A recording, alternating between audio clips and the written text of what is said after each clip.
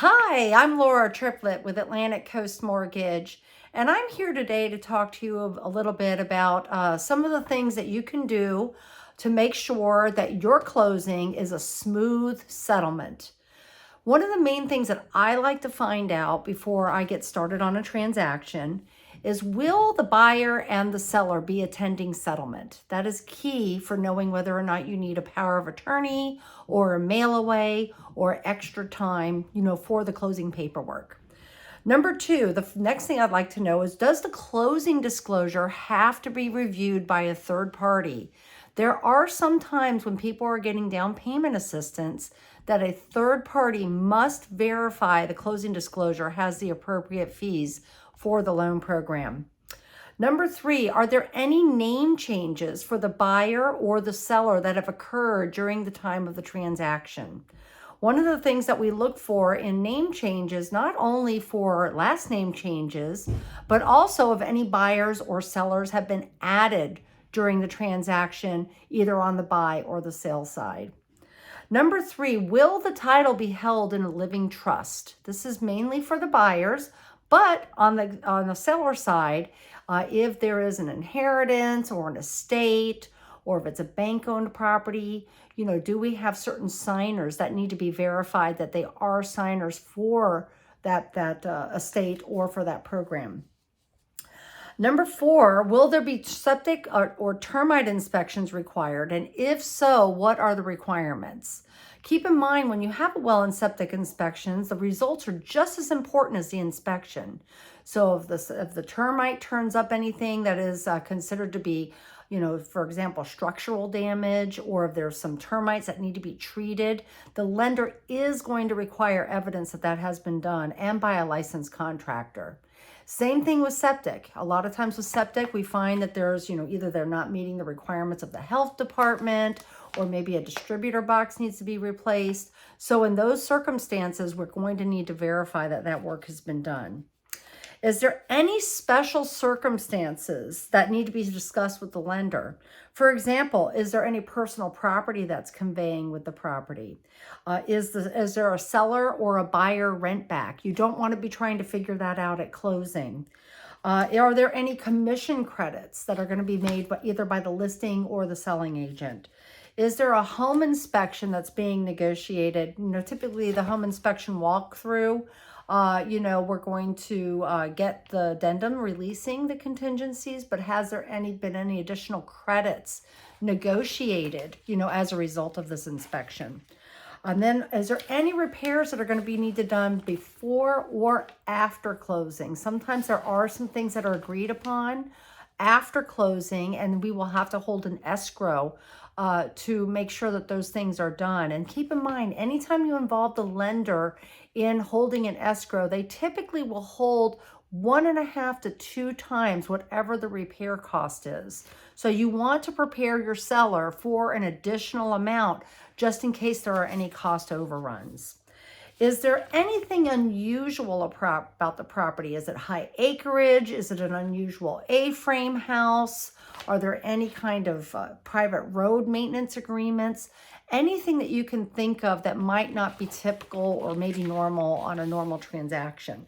So make sure you let your lender know, what those unusual requirements are, any concerns that you might have. A lot of lenders will look up the property prior to ordering an appraisal to see if there's any pictures or any comments within the listing to see if we need to alert the appraiser of any of that information. If there is a power of attorney needed, keep in mind that the power of attorney must be reviewed by the lender prior to closing, and it has to be a specific property power of attorney, which means that we need to make sure that this power of attorney signature is specific to the property address and the purchase of this particular property address. If there's a veteran that is going to be out of the country or away from closing, we're going to need to verify that they are alive and well on the day of closing. So be prepared as a buyer or as a seller, to be able to verify that that veteran is alive and well. And the person signing for the absentee borrower or seller must be related by family. It can't be an interested party in the transaction. So that's another very good point. Don't wait for your power of attorneys till the last minute. There needs to be some time back and forth for notary, for lender review. So if you know you're going to need a power of attorney, or if you're going to have an absent seller, the sooner the better. We need to know that information. Some of the top issues that seem to delay closing are when the seller owns the property for less than 90 days. That's considered a flip property. One of the things that we really look at with flip property is when the buyer and the seller, when the seller first purchased that transaction, was it done in an arm's length transaction, which means that they, did they buy it on the open market? Was it a private sale? Was there any kind of predatory lending? Like maybe they was an older person that didn't have the money to fix it. So somebody came in and said, well, if you sell it to me for under the amount, I'll buy it and fix it for you and then sell it as a profit without giving them an idea of what the house could be worth if they were to fix it. So that's what we call an arm's length transaction. And we want to make sure that A, the seller did acquire the property in an arm's length transaction, and B, that they actually did work to the property to make it worth more. So they can't just go out and buy a house and then do nothing to it and then sell it for twice the amount and expect the appraisal to come in. So we sometimes will need to look at, what work was done, and that can be done through receipts. It can be done through visual observation. It can be done through an interview with the listing agent or with the buyer, or I'm sorry, with the seller. So there's many different ways that we can find this information out. And we want to make sure that with an FHA borrower, if somebody's doing an FHA loan to buy a house, that the seller must have owned the home for at least 91 days. So that means that if I am trying to buy a house as an FHA borrower and the seller has only owned the property for 60 days, I cannot buy that under FHA. That's considered against the flipping rule that FHA has. However, conventional loans and VA loans don't necessarily have that rule. However, they still are going to look at, is it an arm's length transaction? And did the seller, do anything to make it worth more? So there are some additional questions that we're going to ask in that situation. Now, if there is any home inspection repair items, it's really a good idea that if you've already agreed to have them repaired, you leave the lender out of it. Just go ahead and put on your repair addendum what they've agreed to repair and get it done, okay? But if there's some things that you're not going to do as a seller and just leave it be, it's better off just to make sure that only the things that need to be done per the appraisal, we as the lender, we will inspect those, but we're not looking to, look at replace doorknobs or things that you may have found in a home inspection that, could be minor. So the less you can put on your home inspection repair addendums, the better. You might want to discuss with the lender if you have a question about something with the home inspection. Should you do that on a separate addendum? How should it be listed in the contract? What if you want a credit?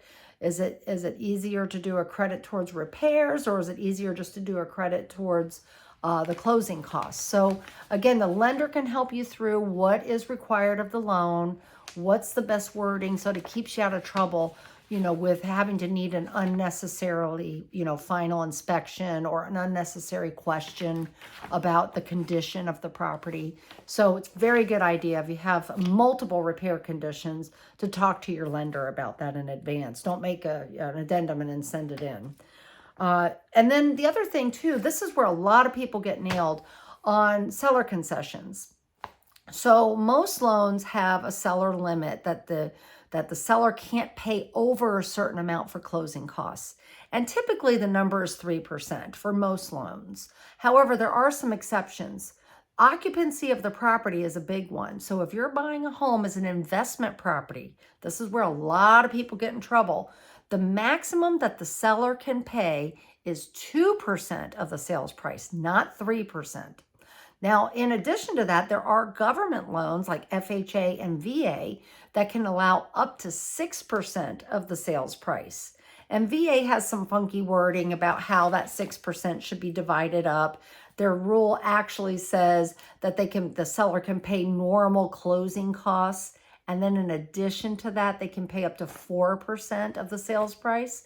So it still ends up being about 6%. But the kind of cool rule about VA is that the seller is also allowed to pay off debt on behalf of the purchaser. So if you have a veteran that is trying to qualify for a higher amount and you have a seller that's willing to give a seller concession, what a great match. They can, the seller can give a certain amount to maybe pay off a debt so that the veteran can afford to buy a larger home and buy their home. So that's a nice way to help somebody to qualify and to use up all of your seller concessions. So it's a really good idea. If you're going to ask for a lot of seller concessions, make sure that you talk to your lender to make sure that the closing costs actually equal the amount that you're requesting. There are some other things that we can do with extra seller concessions, like maybe pay for a buy down on an interest rate, or maybe even just a temporary buy down on the interest rate. So maybe for the first year, we'll give them a 1% reduction in their rate. So there's many different ways that we can use up the money. And I'm always really good about trying to look at that right up front. The other thing that a lot of buyers get nailed on, is very important, is liquidating funds to close. A lot of people don't think, oh, I'm getting a 401k loan. I might want to have a cutoff time that I get that paperwork in so that I can make sure that my money is there and available to be wired for closing. Or if it's already in a bank somewhere, maybe it's going to take some time to transfer it from, say, for example, a stock into a checking account so that the money can be wired. So it's a really good idea to make sure that your funds are liquid and available to be wired. And that should be done at least a week in advance to let it, to give it enough time to clear and to make sure that all of your requirements for documentation to the lender have been met. So that's another really good thing to remember. Sometimes the property is in a high-risk area, or maybe it's considered a high-risk appraisal. And a lot of times this has to do with condition of property. So, if we have these ratings on appraisals that will say like C1, C2, C3, C4, and the appraiser is just basically rating whether it's an excellent property in excellent condition, good condition, average condition, or below average condition. So if we get a property that has a lot of deferred maintenance, but it's still going to pass an appraisal inspection, that would be considered what we would call maybe a C4 property. It's still insurable, but we just want to make sure that, the appropriate value is being assigned to it, because you don't want to compare an average, property with a lot of deferred maintenance to an excellent property that's been well cared for and give them both the same value. So that you may see that the values could be on the appraisal adjusted for condition. That's not often, but it can. Another area, and this doesn't happen very often, but sometimes there's a pre-funding review that a lender will do just to make sure that they've done a quality job in making sure that all the documents are in order and underwriting has been completed in regards to investor requirements. So, it's a really good idea to check in with the lender at least 5 days before, make sure that they're not subject to any pre-funding reviews or any pre-funding audits.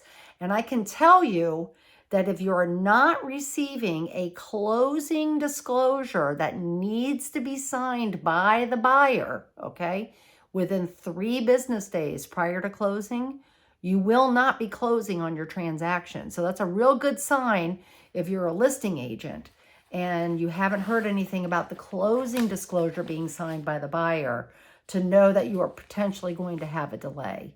So put it on your calendar if you know you're closing. Also, if you're going to be bumping around closing dates, don't do that at the last minute, because you may be trying to move it up and then you don't have your 3 days to issue the closing disclosure. So again, lots of different timing requirements that are required by the lender. If you have any questions about moving closings or timing requirements, it's best to include everybody as early in the process as possible, including the title company, so that everybody knows what you're trying to do. Okay, and of course, if you have any questions, I'm Laura Triplett. I'm at Atlantic Coast Mortgage. I do a lot of teaching for the Prince William Association of Realtors, and I'm always available for your questions. Okay, have a great day. Thank you.